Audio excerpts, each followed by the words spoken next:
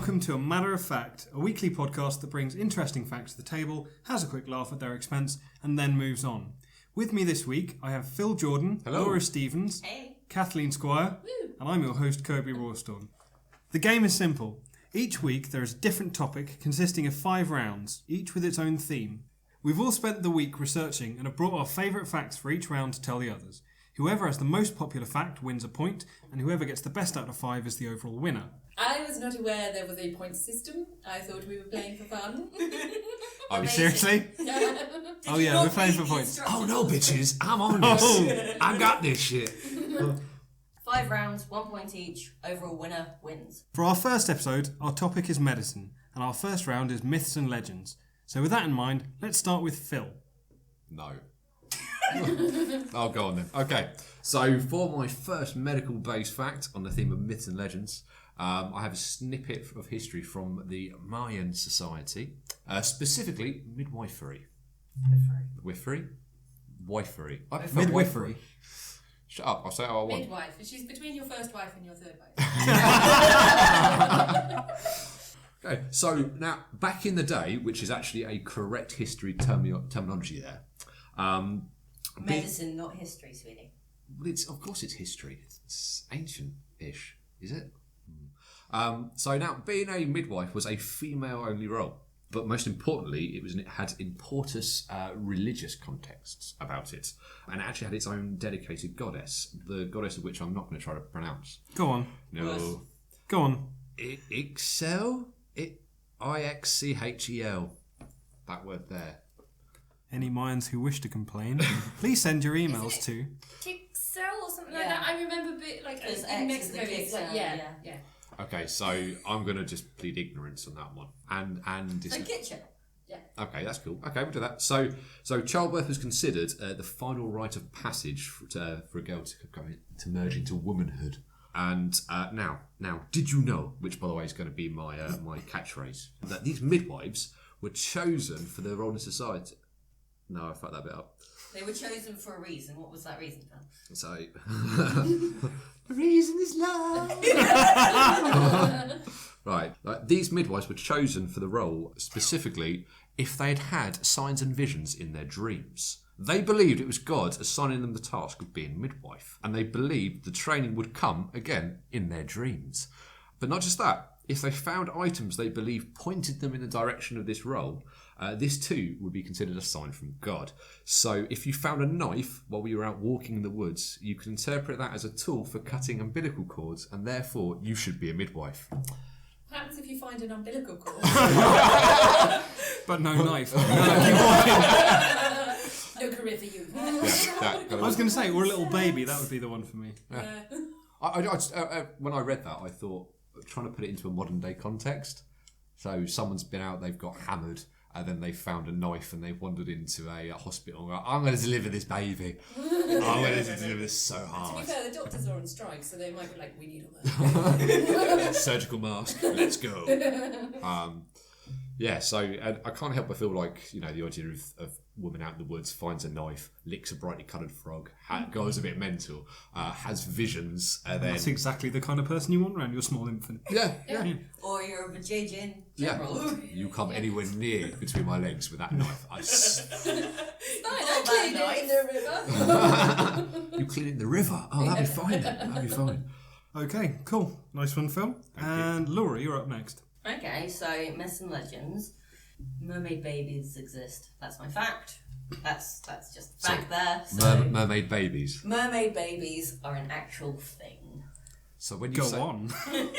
Okay, it's something that affects 1 in 100,000 babies. It's 100 times more common in identical twins. It's mainly to do with a defect in the urinary tract where there's a problem with the kidneys, etc. But basically, they're born with their legs still fused together. So it resembles a mermaid. So obviously, if they do survive past childbirth, etc., in infancy, you'd have the operation to separate your legs and you wouldn't be a mermaid anymore. But whilst you're a baby, you can be a mermaid baby. It does have a proper medical name, which is a Cyrano, but colloquial, mermaid baby.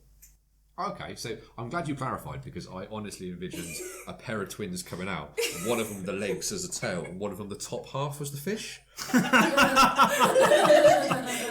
Together we are one.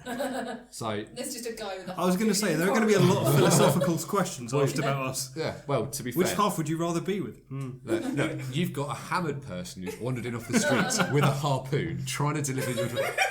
It's a mermaid. The dream was right. Be a sign from God. Yeah. Well, I should have warned you on that one. I do apologise. Mermaid babies are real.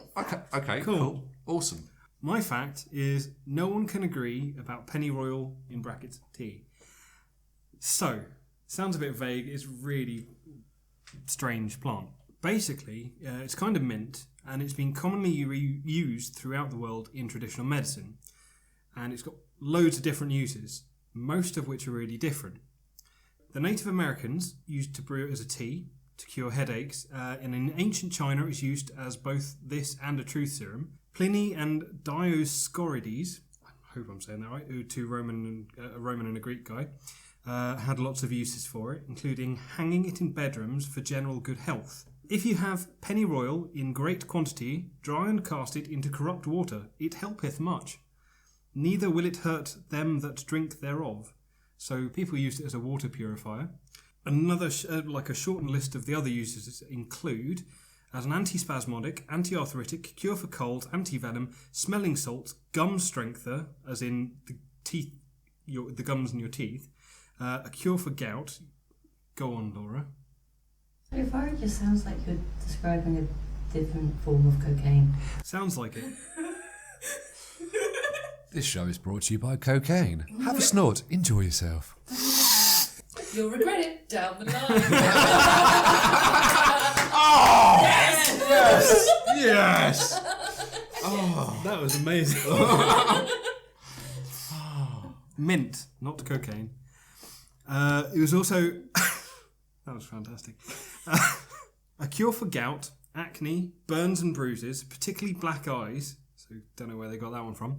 A stimulant for increasing menstrual flow, to make you sweat, and if you drank it and applied it outwardly, keywords being outwardly, 1 spoonful of the juice sweetened with sugar candy is a sure cure for whooping cough. And it was also a cure for leprosy. So basically nowadays it's used in anti-flea shampoos, food flavouring and lots of other things. It's not known how or if it works, and parts of the plant are known to be toxic, particularly its oil, like heavily toxic. So cocaine. So Wait. it's probably in Yeah. Holland and Barrett on the penny sale. exactly. We're cutting that one out just because they will sue us. But yeah, So when you say pennyroyal, there's mint. pennyroyal is a kind of mint from the mint family of plants. Okay. And it's what the song Pennyroyal Tea was made, Nirvana. Okay. Pennyroyal Tea was because basically it didn't do what it was going to say it was going to do. I hate to say it, but for nearly everything you said, I just imagined someone with a pack of polo mints and doing the things. Yeah. So like going out there to Africa and like rubbing a load of people's faces with polo mints to cure their leprosy. Pretty much. So, like, take a load of polo mints and there you go, there's your truth serum. Yeah. Back off, UNICEF. I'm going to purify that water. Yeah, basically my fact is that everyone thought it was amazing, but no one knew what it was for. And now no one thinks it's amazing? And now people think it's good for killing fleas and that it's toxic. So I can rub polo mints over my dog. If you want to get rid of its fleas, no. So what we've got to do first is I've got to buy a dog, give it fleas, and then get some polos, because I have none of those three things. Sounds like you're giving it an STD. And then profit. Pretty much, yeah. All right, Kath, you're up. Cool. Alright, so my factoid is Serket was the Egyptian goddess of fertility, nature, animals, medicine, magic, and healing venomous stings and bites. Because girls have to do many jobs, we're not allowed to do just the one. So, her symbol was a scorpion. The scorpion stings led to paralysis, and Serket's name describes this, as it means she who tightens the throat. However, her name also means she who causes the throat to breathe, and so, as well as being a stinging the unrighteous, Serket was seen as the one who could cure scorpion stings and the effects of other venoms, such as snake bites. Fascinating. Interesting. She was the jack of all trades of gods, wasn't she? She So, was. so did is that going to be everything. the next celebrity baby name? Well, see, I always think Circuit, like yeah. the next 50 Shades of Grey, but set in the past. She who tightens the throat and then Yeah. allows them to breathe. Right. So, who are we all voting for? Can we vote for ourselves? Yes, you can. Okay.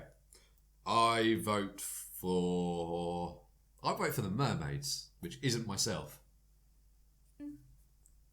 Mermaid Babies is cool. Laura, who are you voting for? It's true. I vote for the buy-in thing though. The just let your dreams tell you what your dreams should be, and just find crap in the woods and assume that's what you're meant to do. I think I that's haven't how. made a Disney film out of it yet. What are called find crap in the woods. Pocahontas would have been a totally different film, wouldn't it? It's a musical as well. It was just singing the birds from the trees going find crap crap in in the the woods. Yes. You don't need a career advisor. It'd be I the one found thing it. to topple the Lion King. I found a dead wolf. I will be a vet. Laura, Kevin? who are you voting for? I can't even like your one. That means you've got the deciding vote. I there. do have the deciding vote, and I'm going with Mer Babies. I know, it's- Okay, Mer Babies wins. Mer Babies, Mer Babies okay. wins. Well done, Laura, with your Mer Babies. I don't have any children. I would just like the record to be Right, clear I of see, the I fact. see. Cool. Round 2. So this week, round 2 is achievements, and we're going to start with Laura. Back in the day, Told you. you started it. So Official title, back in the day. back in the day, genuine belief that it wasn't germs or bacteria. They didn't understand that quite yet, so they thought it was bad air that caused infections, and many that like things would get infected, and you'd have to look at farms, and everyone died, and it was gross.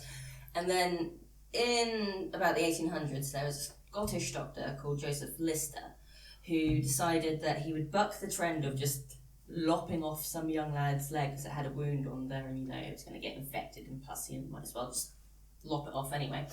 Now, he decided he was going to try and prevent the infection from occurring, so he cleaned the wound with carbolic acid, which is an antiseptic. Wouldn't recommend it as, your Johnson modern day acid. Yeah. medicine kit. Unless you find it in the woods. You can find I'm going to be a everything. shit doctor. This is, first attempts to, and much to his colleagues' amazement, infection didn't take root. He found the wound on the leg and it healed perfectly fine, and that was the start of actually understanding that it was more germs, microbes and funguses that caused the degradation of the skin and the infections occurring, rather than just bad air. And so he was the forefather of basically all the sterilisation techniques that we have in modern operating rooms, bandages, all the things that we kind of take for granted now that, everything's going to be nice and clean and sterile. He's the person that sort of started that all off, and everyone thought he was insane. Well, maybe not insane, but didn't think he was very right when he suggested it, but turns out we're all the better for it. It's weird that sometimes chopping off a limb doesn't work out the best. So I was in the woods the other day and I found a limb. You should be a doctor! Well, no, like most. I boys. don't. Wouldn't you go with police if you found a limb in the forest? I'm going to go out on a limb on this one. Well, no, that like- or research. Like most small boys wandering through the woods, I found porn. So, if you want to check out my movies, Oh, the world would be a very different place. wood porn. All right, Kath. All right, so a technology under clinical investigation at Automatic Technologies Inc. Nice and bland. Keep it bland for the taxpayers. In Redwood City, California, is a patient-powered tool for blocking SPG signals at the first sign of headaches. The system involves the permanent implant of a small nerve-stimulating device in the upper gum on the side of the head, normally affected by headaches. The lead tip of the implant connects with the SPG bundle, and when a patient senses the onset of a headache, he or she places a handheld remote controller on the cheek nearest the implant. The resulting signals stimulate the SPG nerves and block the pain-causing neurotransmitters. So you can basically turn a headache on or off. I By don't know why you slapping your face. I was going to say, I don't know Yeah. why you'd want to turn it on, but it is a good excuse. Sorry, darling. Sorry, darling. I have a headache. Yeah. Sorry, for a second there, because of the words nerve and stuff, I suddenly have an idea of Phil wanting to shoot me with a Nerf gun to solve my headache. Too right. Yeah. It's like, don't take those pills, my dear. Look what I found in the woods. Donk. Yeah, I'll be honest, the whole time you were talking, I had an image of a VCR with 12 flashing constantly. I had no idea what you said. So, you can flick a switch. Basically, yeah. So they put an implant in your upper gum, which basically stimulates the in your nerve. mouth. Yes, up in the back of your gums. Yes. But basically, what it does is it blocks the neurotransmitters that give you pain, so you can turn pain on and off when you have a headache. What if they moved to the implants being lower down, say maybe during like, I don't know, childbirth, and therefore you can just like slap your upper thigh and then you can't feel the pain going back? Yeah, but then just that baby could just thunk out on the road. You kind of need to know it's happening. Yeah, And- you know it's happening because you go, there's pain. Get Well, to if you're the doctor. And I'm seeing all these like German Oompa dancers. Just no. Yeah. Oh, what's happening? Yeah, but you do What if realise you're using... wearing a big puffy skirt, and then maybe you don't know. Oh, you're Suddenly you look backwards on the road, and it's just like, oh no, mermaid baby! Or you're Sonia from EastEnders and you're having a shit on the toilet and then a baby appears. Yeah, that was a beautiful story. That was a very good one. How desensitized is everyone's genitalia that you can just... I don't not know. everyone. Well, no, obviously. Just people Some on people EastEnders. Yeah. If you- Okay. Well, I did actually email the show and ask about her diet. She thought she was having a shit. I What was the hell going to has she say, been you eating? thought the father was Mr. Kipling. Okay, so... Phil. Is it me? It Yeah. is you. We're only halfway through this round. Achievements. Check it out. So the theme is achievements. So with achievements in mind, I'd like to take a look back in time to a man who had some real mixed achievements in his lifetime. Back in the day. Back in the day, obviously. I'm talking about Dr. John Harvey Kellogg, who most of you are likely to be aware is a man who invented cornflakes. He did so in 1878. Did he invent both kinds of special K? No, but This he, is going to be quite appropriate. no, but he did do sugar bumps. Did he really? No. Oh, Tard. Right. However, what you might not be aware of is that they were created as part of his regime to prevent masturbation. Feeling frisky? Have some cornflakes. Yes, What, it's. like pour them down your pants? You could try that. Well, actually, Just No, making the experience I- crunchy. after reading this fact, I thought I'd experiment, and I found out that has the opposite effect. So I wouldn't try that. did you use Especially milk if you leave or... the little toy in. It's no fun without the toy in. Oh god. Right, that's getting cut out. So yes, it turns out Dr. Kellogg was very anti-playing with yourself, quoted as having warfare on passion, which included encouraging people to damage their own genitals to stop wandering hands. You may ask why I think this is an achievement. It's not. I can't stand cornflakes. The achievement is that most people don't listen to pricks like this anymore and call them doctors. Besides, why do you think there is a massive cock on the front of a cornflakes box? I quite like that. So literally, he was a horrible bastard. He encouraged boys to be circumcised, encouraged women to put phenol, which of course is carbonic acid, onto their bits to cause chemical burns to stop you playing with yourself. Yeah, he was really not right in the head. Which is... Because he ran like an insane asylum, didn't he? No. It was more of a holiday camp for people who wanted to go and not think sexy thoughts anymore. Okay. It was like they were Seventh Day activists. They were Seventh Day Adventists who were all. I said activists, but fuck it, we'll go again. They were Seventh Day Adventists who were all vegetarian, didn't smoke or drink, and didn't eat meat because it was said to all encourage sexual behaviour. And they didn't believe that propagating the human race was a good idea. Maybe he wasn't such a cock. If he didn't believe that humans have a positive effect on the planet, maybe he was just trying to wipe us all out. Or maybe he just thought that the kind of idiots who would follow him were probably best not procreating.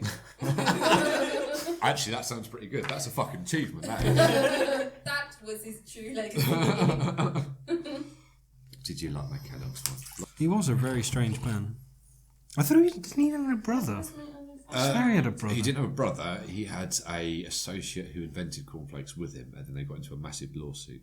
Ah, okay. Yeah. That's cool. I'm gonna have to look at it. Have you seen Dead and Loving It? No. It's a Mel Brooks film which had I lied. Yes, I have.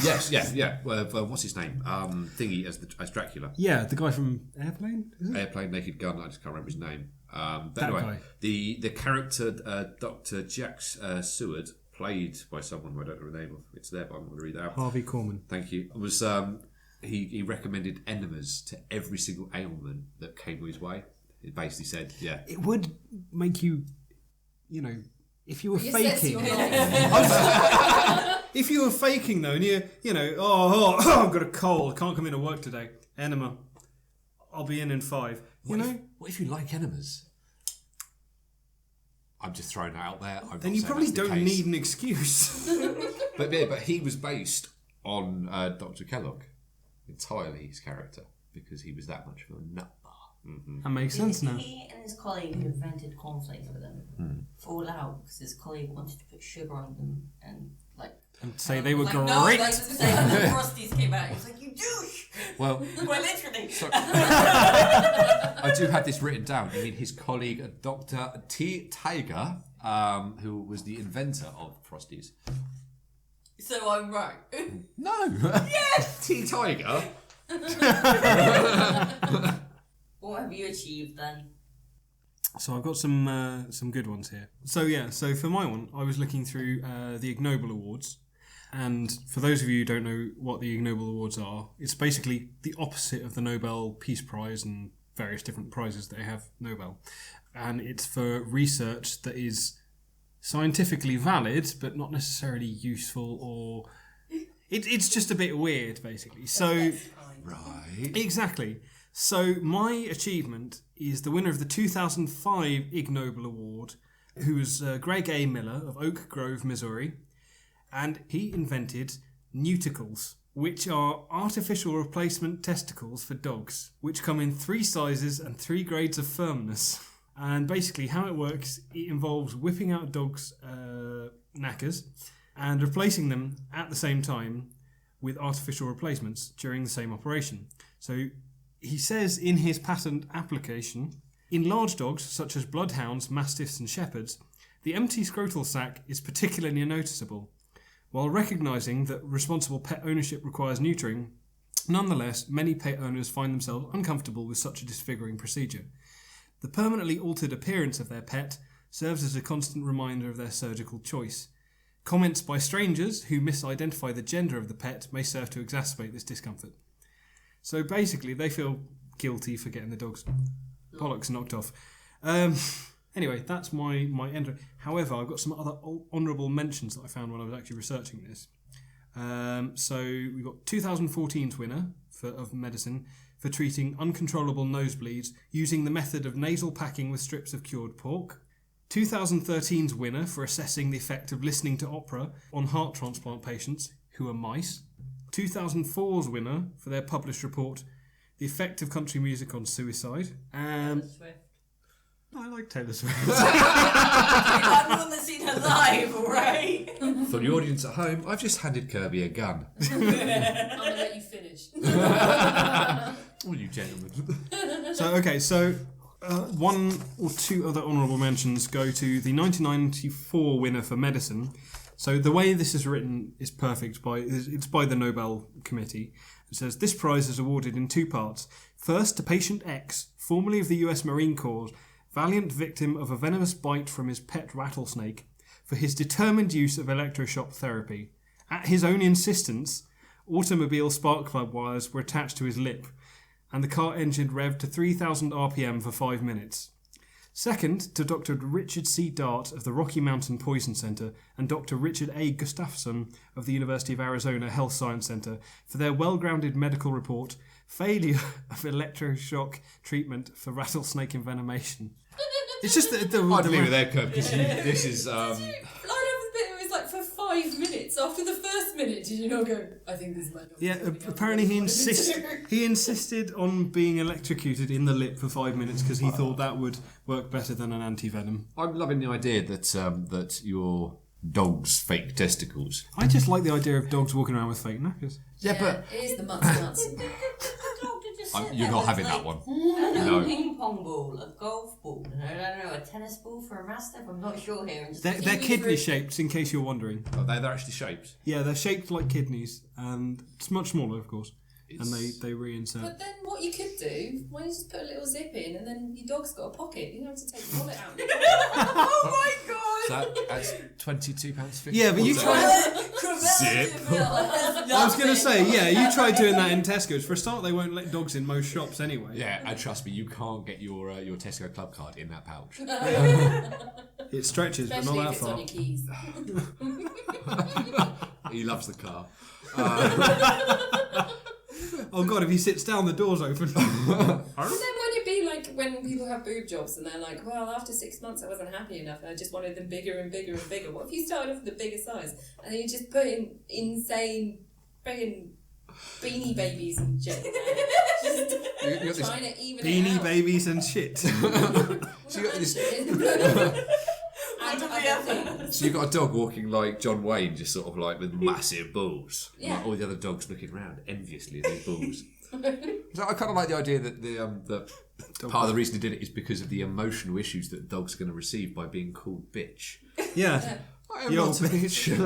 I'm not a bitch. So you felt the need to create an entire prosthetic. Yeah, a line Yeah. of prosthetics. Yeah. So your dog wouldn't. What about a Kinder Egg? Because if that's too big, you just eat the chocolate and then it's got the little dealie on the inside. That's poisonous to dogs, though. And you can't sell them to America. Guns are legal in America, but a toy in chocolate is a choking Well, hazard. yeah. Kill people. Yeah, it's a Surprise toy eggs. Yeah. Yeah. It's Yeah. a choking hazard inside of food. It's not the best idea. No, true. But at the same time, I'm as soon as you sorry, get through the are you chocolate, telling me that you try to eat your Kinder Eggs whole? No, I'm just saying. challenge Like, accepted. kids might not realise it. Do you know? It's when the probably toy comes out assembled. We can't. It's a fucking Smurf again. Got that one. When will I get Optimus Prime? We've all been there. Trust me. Yeah.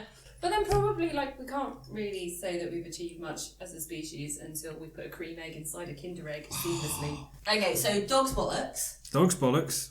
headaches that you can slap on and off, Yeah. fact that you can sterilise things and everything can be clean, and your fact, which I can't remember. Cornflakes to stop masturbation. Cornflakes do stop masturbation, so dog's And no bollocks, more- cornflakes. Cock doctors. Uh-huh.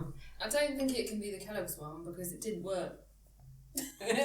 No. The achievement was that people don't listen to people like him so much anymore. Oh. Because you guys. So It was the achievement of the human race for not listening to dickheads.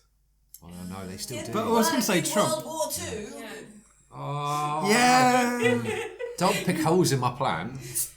Well, I agree with dog's bollocks. As what? Morally? As the vote, as I am voting for which fact I think was. I'm sorry that we are meant to vote now about which one we found. Yeah, most interesting. this is the voting round. Okay. I'm going to go for dog's bollocks as well. I'm going to vote for Lister because it makes no difference whatsoever. But, yeah. Unless I vote for Lister. Oh, that's true. Go on, vote for Lister.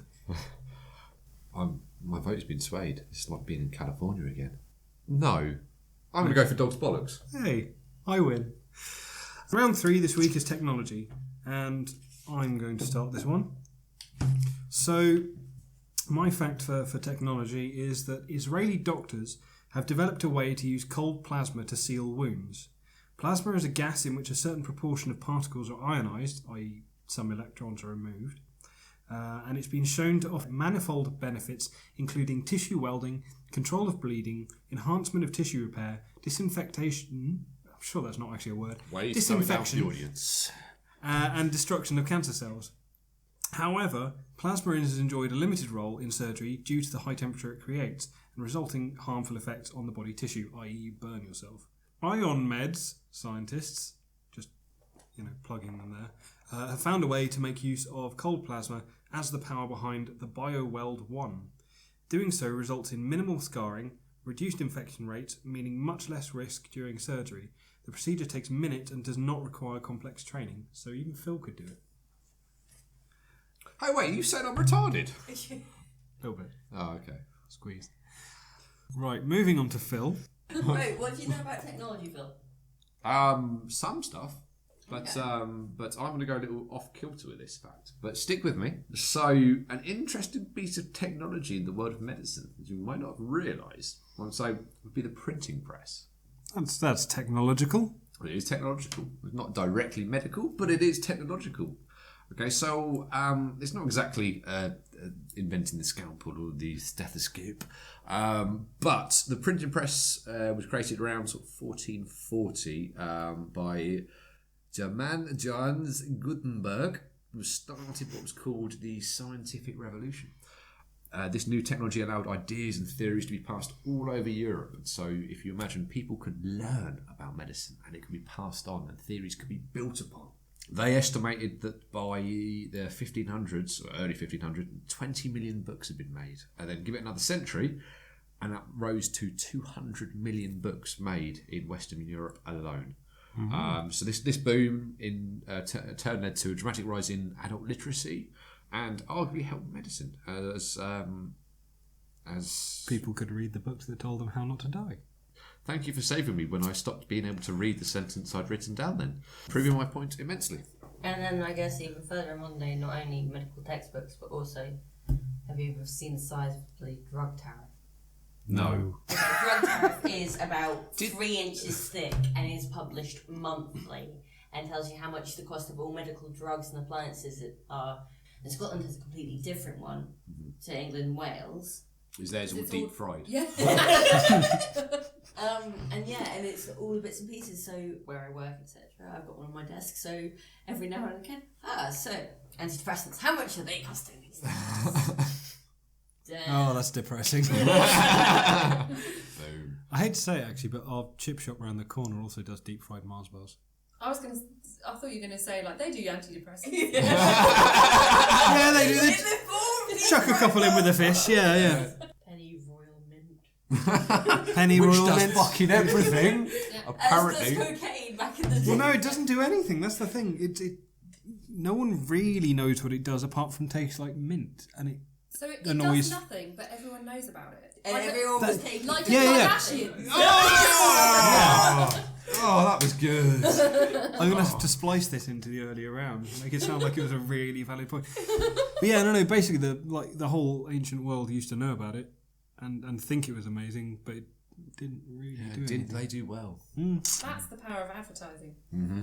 It's just one guy touring around Europe going, have you heard of Penny Royal? And he was there with a big sign flipping it around. Yeah. Penny Royal sale. All stocks must go. Shop closing down. Right, so my fact is about the Argus 2, which basically is partially curing blindness in certain cases. It takes a video signal from a camera built into sunglasses and wirelessly transmit that image to implants in the retinas of people who have lost their vision. It lets a blind person regain basic functions like walking on a sidewalk without stepping off a curb and distinguishing black from white socks. But it only lets you read one giant-sized word at a time on a Kindle. But essentially, you could tell the difference between white and black keys on a keyboard. Anyone see where I'm going here? Stevie Wonder. We're not so black. Yes, so you can tell the But you can difference between do that ebony without- and ivory, and in turn let them live together in perfect harmony. See, to me, that sounds like it encourages racism. And slaughter of elephants. Yeah. I take back my Suddenly a fourth Reich of blind people. I just love the idea of being able to read one giant-sized word at a time in a Kindle, like it's really angry. Just Is this device made by Apple then? Is that why? No. More of a sabotage thing. No, then it would be the iArgus, wouldn't it? And it would have 3 different shapes of charger. Oh, fucking needs an update. Yeah. Hang on, I've been out for 20 minutes. I need to recharge. Activate location services. I don't have one, so I don't get the joke. I'm sorry. It's not really a joke, it's just what it repeatedly says every fucking time you leave your house. Anyway, I'm not bitter. Because I can see. As opposed to having sunglasses that tell you whether you're picking up the black socks or the white socks. Do they say it though? Do they go? No, these socks goes are to, wide. No, it goes to an implant in your retinas. It's basically like seeing a small patch. What is with you and implants? Geordie LaForge. I could be Geordie if I was not. If I was blind and black, I could be Geordie LaForge in this situation. Well, you know, they're always remaking Star Trek at the moment, so who knows what colour will be next. Yeah. That's a good point. That's very Simon Pegg can be in it, so can you. And with that, Laura. Okay. Don't dismiss me! Sorry. Okay, so we've all had to have our temperature taken, and if we exclude the times that we've had to have one of those stupid in the ear thermometers, before that, our mums or whatever probably took our temperature with an electronic thermometer in the tongue. My mum used her hand.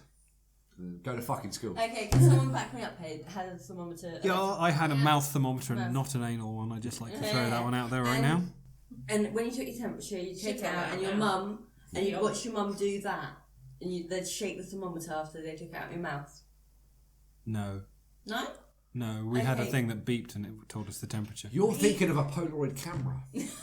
And that doesn't make any difference No, either. No, it's more a case that the habit still exists with people using electronic thermometers. So out of habit of knowing that they've seen other people take a thermometer, shake it, take the temperature, look at it and shake it again, either before they look at it or after, it's completely not required if you're using electronic thermometers. The habit comes from mercury thermometers, which the shape of them have that sharp bend towards the bottom of them. And that is so that there is a break in the mercury, because if it was all one seamless tube of mercury, you'd be taking the temperature, and by the way, I'm using a pen to represent this fact, so take the temperature, but by the time you took the thermometer out of the mouth, it would reset again, so there's a break in the back of it. So to reset the thermometer after you've taken it out and gone, you've got 102 degree temperature, you're going to die, well done, you'd shake it to reset the thermometer. That was still back. Laura, by the way. And the scary voice was actually still Laura. Sorry, continue. I love the fact you're telling a dead person who's actually steaming that they're dead.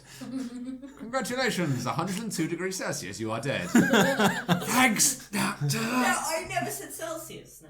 Oh yeah, because you suddenly went American for that reference. Australian. I have no idea what you said Australian. Yeah, that was an Australian accent. You didn't call me mate. I can't do an Australian accent. Might have been born there. I can't do the accent, so still.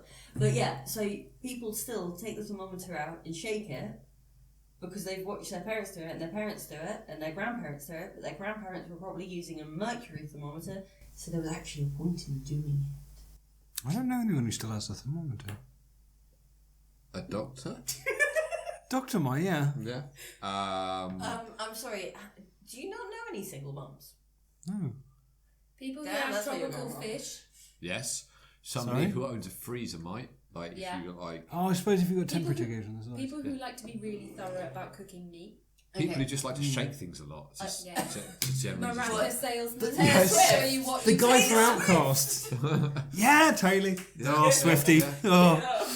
But no, like, okay, if you had children and stuff, you'd probably have a thermometer because kids get ill a lot.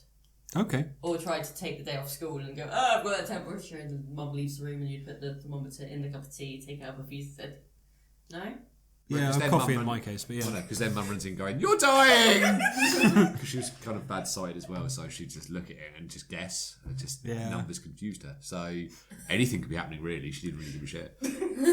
So do you know the one about the nurse and the rectal thermometer? No. No? No, this is really, no, carry on.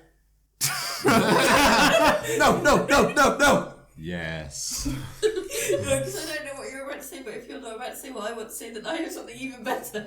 So Can I- why? Shall I Rectal say? thermometer, go. So yeah, there's some nurse is walking down a I corridor. don't know. It's been built up so much. I don't even know if I want to know it anymore. All right then. Fuck you. How to ruin us? Okay, if you go to Boots and you can find the rectal Oh, I know. thermometers, Yeah, no, it's not that one. Go on. you can go into Boots or any other leading chemist on the high street. That's a great way of saying other shops are available. Like the fish and chip shop round the corner. If you go into any well-known high street chemist or any maybe unknown high street chemist, Just that guy with a Support your local chemists. Or support your local drug dealer is what you're saying. no, and there is a particular brand of rectal thermometer that you can buy. You can take it out and start using it, all the rest of it, and that's great. But I urge you, just check the information leaflet, because there is a possibility that it says that this has been personally tested by a human, or words to that effect, sterilised and And packaged and packaged sold. and used. To be fair, leading on from that, the idea that it's tested on a human, I kind of hope that instruction booklet has a name on it, because I wouldn't mind if I knew Inspected who it was. by John. Yeah, John inspected this. He felt very good Personal about seal of approval. John. And then it's more personal. Just knowing it's a random human, my mind just goes off on one, and I think it could be anyone. It could be a serial killer. It could be Hitler. Hitler tested my anal thermometer. Well, But no, then because he's dead. How do you know? Maybe he did a whole batch of them before he died. Exactly. He's in the bunker. He's contemplating suicide. Well, got time to kill. Yeah. Retirement is a difficult time for a man. It is. Women have all their friends. Oh, we need hobbies. He doesn't play golf anymore. Just nobody calls. Okay. Starling hasn't called in ages. Oh, God. What? That works. Oh, Garen's got a girlfriend, so he doesn't come round anymore. So, voting. Right, Phil, who are you going to vote for? I can't remember what I said. Oh no, it was technology, wasn't it? Yeah, so printing press, Printing press, boom. shaking a thermometer, Shaking the or thermometer. not, as the case might be. Bionic eye. Bionic eye. Seeing black and white socks. And plasma sealy woundy thing. I think we should all ignore you for this one, because you've been far too clever. Yeah, that was a bit too highbrow. Yeah. Oh, screw you guys. I can seal my cuts with plasma. I can see everything with my bionic eye. You can see one word with your bionic eye. Shall I print a book for you to read? Shake it off. With a word per page. Done. Who says pictures of black and white socks on each page?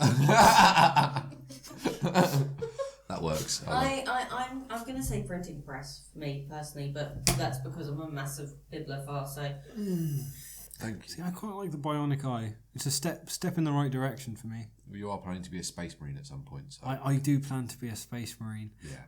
And I quite like ghosts, so I'm going to go with plasma. I'm afraid of ghosts. Okay, then I will say random reason and thermometers. So did we just get a four-way there? yeah. Right, well then everyone gets a point. Yay! Well done, everyone. Pity points all round. Let's finish up because we've got 2 more rounds to go.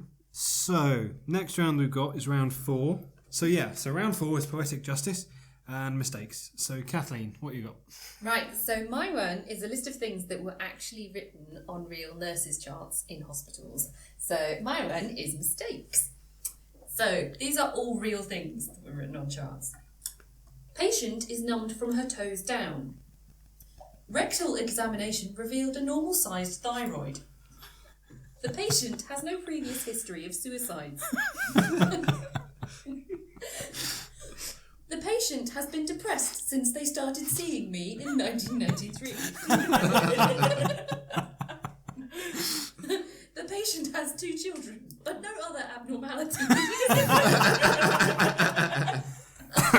These are the best ones. These 2 are from actual diagnoses that they had before they released the patients. So the first one is discharge status, alive but without permission. Selfish. The last one is patient refused autopsy. So those are my medical mistakes there. Those are pretty good. Okay, Laura. I like this. Now, obviously, it's poetic justice and mistakes. So, there is always jokes about the illegibility of a doctor's handwriting, whether it's a scrawl, you can't read it, etc., etc. But the poetic justice in that, joke, is the irony that in America, it was found that over 7,000 deaths a year can be attributed to mistakes read, from reading the handwriting of a doctor, not being able to read it right. The mistakes then led to over 7,000 deaths a year. And that's on top of the countless amount of prescription errors that have occurred, the different examinations and surgeries that have occurred, percentage-wise, which leads us to 42% of people can know of someone that has been directly affected by a mistake caused by a doctor's illegible handwriting in the Americas in that particular review.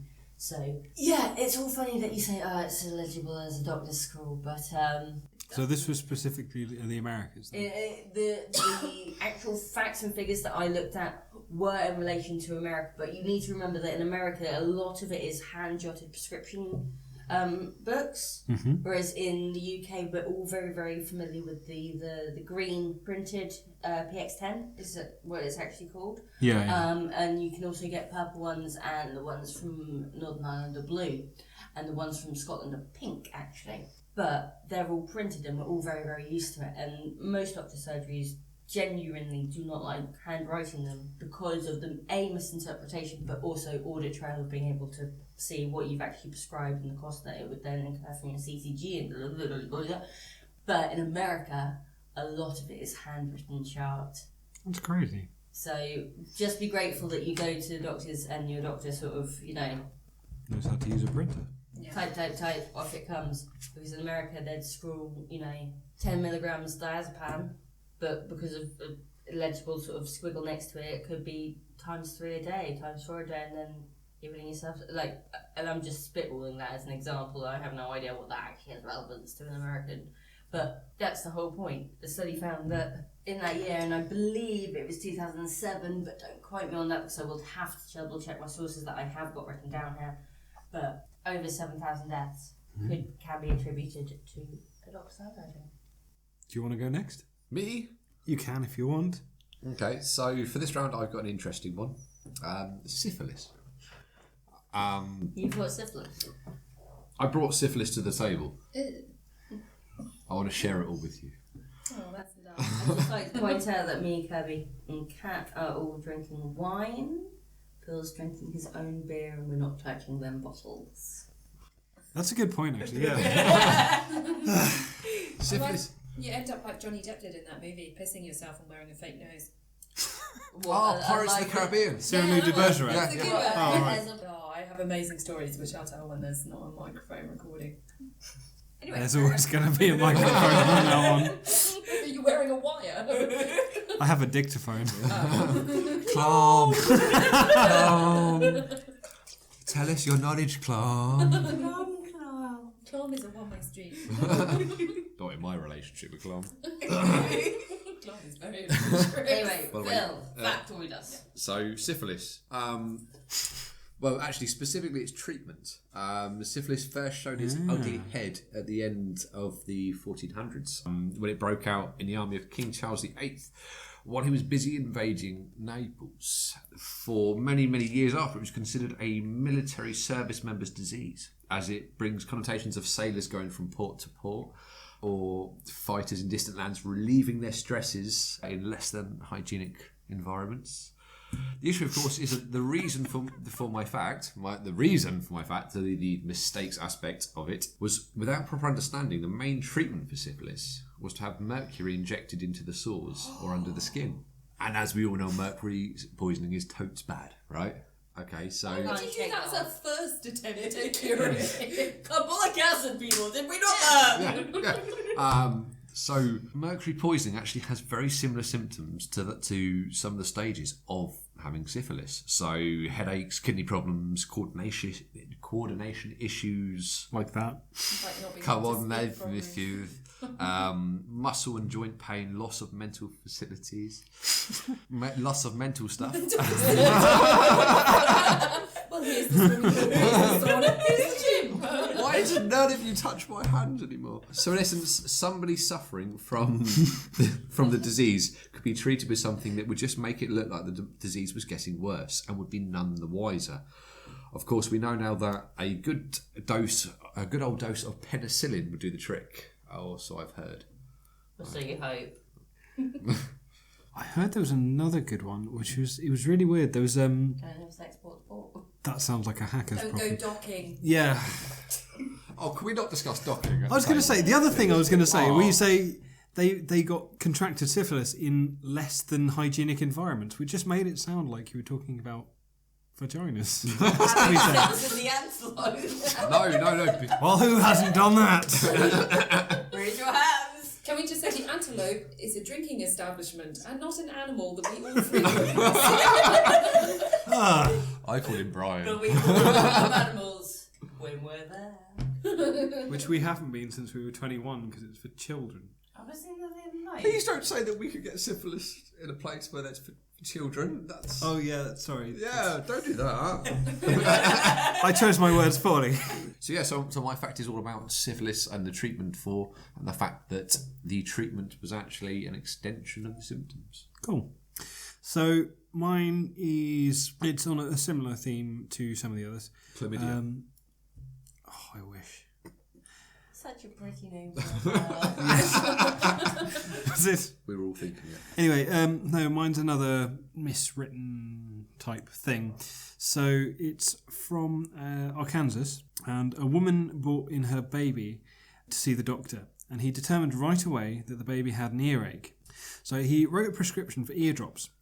In the directions he wrote, put 2 drops in the right ear for every 4 hours. So several days passed and the woman returned with her baby, complaining that the baby still had an earache and its little behind was getting really greasy with all these drops of oil. So the doctor looked at the bottom of the eardrops was coming out of, and sure enough, the pharmacist typed the following instructions on the label. Put 2 drops in our ear every 4 hours. Ooh. Which you think it's kind of on the mother, really. It comes back to the fact that some people shouldn't have kids. Or maybe once again just writing of a label. If you think if you think that curing an earache is by putting oil up your arse, Well, it's making a worse problem. Or so more I suppose you would care Like, all less of- about the earring. All I'm saying is my ears are fine. thanks, Phil.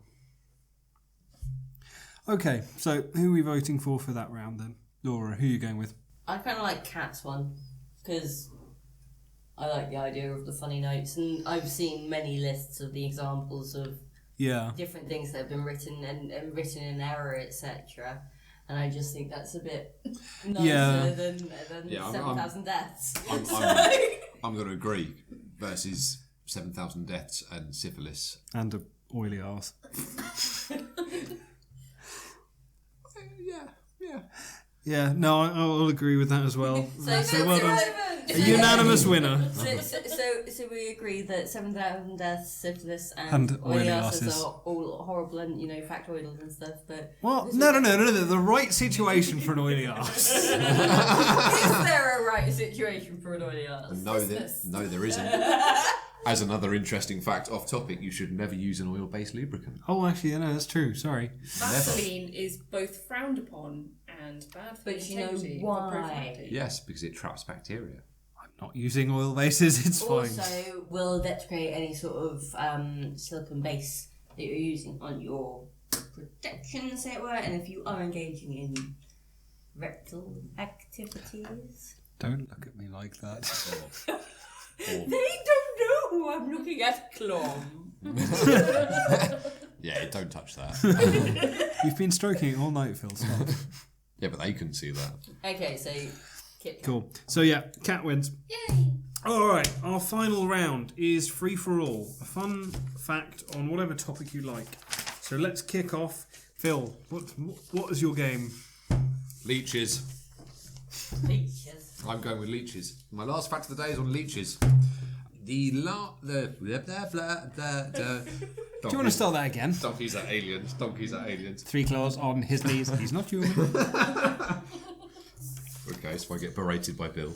So my last fact of the day is on leeches. The use of leeches for medical bloodletting dates back as far as 2,500 years, with even Hippocrates himself, the father of medicine, condoning the use of humorism-based treatments. By that, I don't just mean popping a couple down your codpiece before you go to bed for a laugh. I mean treating an imbalance of the 4 humours, blood, yellow bile, black bile, and phlegm, which were attributed to all illnesses within this theory. Now, as ludicrous as the use of leeches sounds, the use of them was readopted in the 1980s to treat venous insufficiency, a condition in which small clots form during reconstructive surgeries in veins and stop blood flow to the newly placed tissue.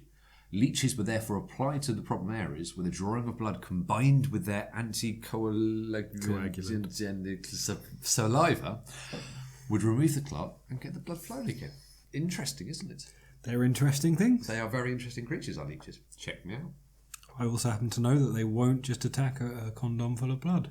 If you drop a condom full of blood into a leech swamp, which is a thing, it doesn't go for it. This is You pure. put that on Thomas Cook. Look, I'll admit, we've all been I was going to say, yeah. Wear your condom waders when you're going through the leech swamp. No. You have to rub a bit of animal. Right, rephrase it. You can rub any bit of animal you like, Kirby. You have to rub the condom on a bit of animal so that it has animal flavouring. This is really not working well for me. So You're like the worst celebrity chef ever. getting nice and tender. Oh, look at the condom, it's beautiful. Oh, it's succulent. That's very interesting. But yeah, no, they will only attach themselves to things that taste like animals or smell like they will taste like animals. Okay. Is that your free-for-all fact? Or? No, that was just me throwing in shit. Well, that's just you telling us about your hobbies. It is. Blood condoms. Well, I have a conflict because I kind of want to say something in adjacent to what Phil has said, but I have my own written down that is independent of that. All right, throw in your shit. Okay. So the one in conjunction with what Phil said about Hippocrates and the being legend. forefather of and obviously the Hippocratic Oath, The legend etc. There is no proof whatsoever that he ever said, wrote down, or decided that it should be any of the things that are said in the Hippocratic Oath that should be purveyed throughout science or medicine, etc. It was just his name was attributed to it because his name carried so much merit, and it was believed that yes, this was a thing, and it was a general consensus that, first do no harm, etc., which is all covered in there, but there is no proof that he himself actually... Yeah. He was all for withholding treatment, telling all your mates about the stuff he'd done that day. I don't believe this. No, I'm not saying that So he was. a mess. I'm not saying that he was against it. I'm just saying that it's not that he went, I know this is the oath that should be said and should be done, and this is the way it should be done. He never penned that. He never said that, and it is just his name carried more merit, and therefore. So Hippocrates never wrote the Hippocratic Oath. No, I heard totally different. I heard he was at a frat party and some brother filmed him on his iPhone, him saying the whole thing. I think that's... Let's find it on YouTube. Yeah. Okay. Yeah. Okay, You guys keep going, I'm going to search. Firstly, I will find my sources that prove my point on that one. And secondly, I can supply my sources for my actual fact. No, you've already given us one. No. Go on, Laura. Hit us with your facts. Relevant facts. I don't know what you want to vote for apart from myself. Okay, go on. Phil's got leeches. That's all we need to know. Great. Phil has always Millions believed of leeches. Okay, so... Leeches for free. okay, so placebo. Big wooden thing in the garden. The band. The band. Now we all know where we come from on it. So placebos, everyone knows that you can feed a sick man a pill, that you tell him this is going to help, but don't tell him it's actually a sugar pill, and he'll start to feel a bit better, etc. It actually works just as well, even if he knows it's a sugar pill. Power of the mind. It is. Anyway. But as long as it's attributed to this is going to do this, but by the way, it's this it'll happen.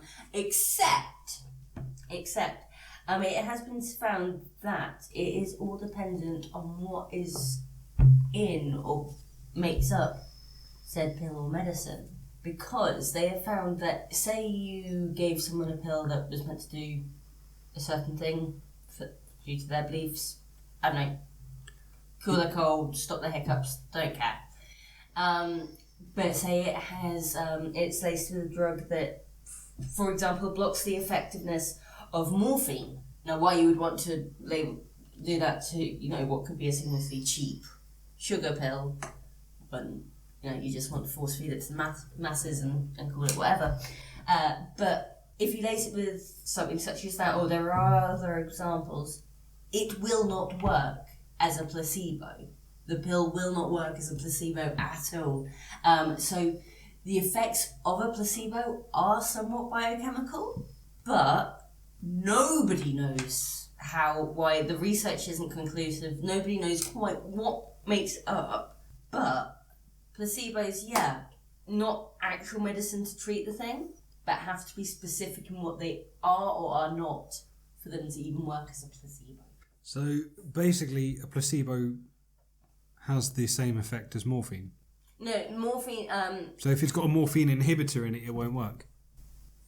That is the example that came up in all my research and sourcings, but there are other examples of different placebo, other things that they did in terms of inhibitors, etc., that meant that it didn't work in terms of being a placebo and aiding what it wasn't even going to aid, but you believe it will, so it does. It's a case of it's still a sugar pill or whatever it is, but you've put a bit of something else in it, and all of a sudden it doesn't work so much as the original sugar pill would have. So there is a biochemistry to that. That's pretty cool. I think people just like attention. And it makes them feel good. I still believe that a friend in need is a friend indeed. A problem shared is a problem halved. Wine is good. And I still think that Hakuna Matata means no worries for the rest of your days. And now for our musical number. Curbs. So, I'm looking at the wrong thing. Okay, so mine's kind of similar to the other one's last round. Your information on charts that's a bit weird. I can't talk anymore. 2 children, no other abnormalities. That's the one. Yeah. One. Okay. So I had a face of I have no idea what my last fact was. I'm going to throw in. Facts in my fact. You have many facts in your fact. Yeah. It was a massive fact. Yeah. Throbbingly big. Sweet. I have a condom full of blood. Yeah. Which, if you rub it on a frog, What happens? What happens? I need to know what happens now. the leeches go for the frog condom. They go for that, and then after you've drunk it, you can go out into the woods and work out where you're going to be. Why are you drinking it? Who said I was drinking it? What would You you said if decide you drink want it. to be if you found a condom full of blood in the woods? Fucking creepy. Vampire. Vampire porn star. There we go. Is that what the moustache is all about? By the way, Kirby has the awfulest moustache. Oh, screw No, you. leave him alone. Porn stash. Fuck you all. I'm Anyway, just jealous because it's better than mine. If you guys kissed, you'd Velcro together. Honestly, would. we've been through this. I'm not shaving. You can have me as I Freddie am. Mercury lives with you two. Is he? We want to break free. We only say that when we've kissed and we're Velcro together. See, that was his next song. We're Velcro together. Velcro kisses. It was also about the gimp suit. Was that on a later album? That I don't And if you remember? fill it with blood and drop it and roll it on a frog. Right, anyway, so my fact for this round is about doctors' acronyms. Now, you've probably heard a lot of them. Basically, they've recently been told that they can't use these funny acronyms anymore because people can demand to see their records, and they've started working out. Freedom of Information Act means that they can ask to see any sort of medical records that you hold on a person. Yeah. Personally, I wouldn't want to. It's just a depressing read. So leave it. But they've basically sent out this communication that says patients can now see these records. Please don't use your acronyms anymore. However, we understand that you're probably still going to do this anyway. So basically, they've said, don't do it, but we know you're going to, and it's kind of okay. But some of the best acronyms that I've found, or acronyms and various different notes from the doctor's charts, are acute lead poisoning, being a gunshot wound, chocolate hostage, which means you're constipated, Dagenham, which is a London one, so it's 3 stops beyond barking, so you're mental. NKDA, not known, didn't ask. Ringo, after the drummers, an expendable team member. And then we've got SIG, which either means a stroppy ignorant girl, or in certain US regions, self-inflicted gerbil. I'm sorry, when is expendable member of the team relevant in medical records? Because if you're referring to a team member, if you're referring to, say, I can't remember which ones the doctors don't think are relevant. Genius. Proctologists? Everyone else apart from themselves. Yeah, but basically it's for use referring to other useless doctors who say don't do anything. Like there's Dermatologist. might be nurses referring to doctors as well. I can't remember. We got TAPS, which is thick as pig shit. Univac, unusually nasty infection, vultures are circling. Aptfran, apply pillow to face, repeat as necessary. And Blinky, which refers to radiologists. So it's the three-eyed fish from The Simpsons. Refers to radiologists. I quite like that one. Okay, so that's my fact. I have a little factoid attached to that one, which is actually from the chart errors that I found before. Go on then. Apparently, there was a patient who was yelling at a doctor because he'd written serious SOB on his chart. And he said, well, I meant serious shortness of breath, but both apply. You're up next. Okay, so my factoid is, at night, peripheral vision is better than straight-on vision. So hikers at night will do better when they look slightly above the trail. Airline pilots are taught to look at traffic out of the sides of their eyes. This is because the rod cells, photoreceptors that respond best to dim light, are located mostly in the periphery of the retina. Cool. I have experienced that myself. You always see me coming. Not once, seriously. If you could tap my head or something, that'd be amazing. No. I've been out shooting at night, and if you're trying to line up a target, you really struggle, because if you're looking directly at it, you can't. So you've got to sort of look out the side of your eye, which could be kind of dangerous. You do a Johnny Depp. What? Take your dogs to Australia without permission. Oh, leave him alone. Why? I like him. He's nice. And fight. You don't like? It's not a fight, it's funny stories I can't say when it's being recorded. Oh, go on, Kath. Share. No, not with a recording. Sorry, Cool.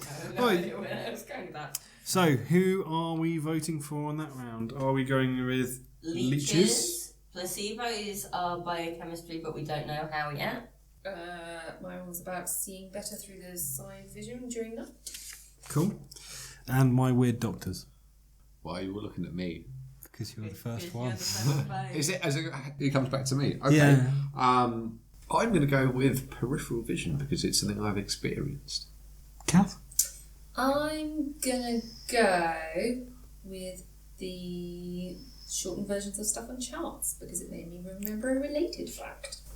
And I'm going to go and be really difficult with placebos because I think placebos are really cool and very interesting. It's all on you now. It's all on you. We've already agreed that I'm not allowed to vote for myself, though. Have we? Yeah, you can vote for yourself. You can vote for yourself. Well, okay, I want to vote for my other fact about The fifth fact of the round. So by default, I still win. So you know, Kirby, next time, can we all bring 2 facts just for the sake of it? Then I can vote for that one instead. This would then last an hour and... Oh, sorry, Well, you're 3 going to have hours. it down, mister. Can I pre-vote for myself in every round? Why not? So, hang on, who did you vote for in the end? Did you go for No, I went for placebos? yours. It's a vote for you. Okay. Alright, well in that case I win that round. If I vote for myself, I win. If I vote for you, you win. Yeah. Yeah, but So taking ourselves out of the running, who do you guys vote for? well, morally, I vote for myself because Yeah, me too. Christ. at a moral level, I won. I'm just happy I made it here wearing I trousers. abstain. I think the voting process is corrupt. I demand a recount. No. I reckon we should just wait till this airs and then there is a vote. I think we're overestimating the number Yeah. of people who are going to listen to Because it that all the way through. person voting as well is really going to help. I think me and Laura both get a point there, and that Okay. means that we're joint winners because we can't be bothered to be unsportsmanly. That's an Phil, interesting just concept, but That'd be really once. He can always have us come back, re-listen to our snippets of the conversation and try and record them. Oh, the spontaneity. I've got syphilis. Mermaid babies exist. Implication that Phil has syphilis. I think that was stoned to death, actually. Which he would try to cure with mercury, which he can't shake off like a mercury thermometer. You haven't seen But you what I can did. cure it with malaria, which you get from... You can cure it? Really? I'm sorry. That was the fact I was kind of going into, and we got sidetracked. But yeah, if you get malaria, it might be malaria or it might be yellow fever, but basically it gives you a really high fever. If you contract syphilis and it's kind of late stages, affecting your skeleton, various different bits. If you get malaria, you get such a high body temperature that it kills the syphilis. The syphilis can't exist in your body. And yeah, basically by contracting this other disease which you can cure, you can then... That was another way that they eventually found out. I think in light of that factoid that Kirby is the overall winner this evening. Morally, it's me. I was trying to be gracious there. I'm not I think morally it's the listener for getting to join in with our... Shut the fuck up, you creepy bastard. Cool. So, with the end of that, everyone's winner. Except for Laura, who's the actual winner.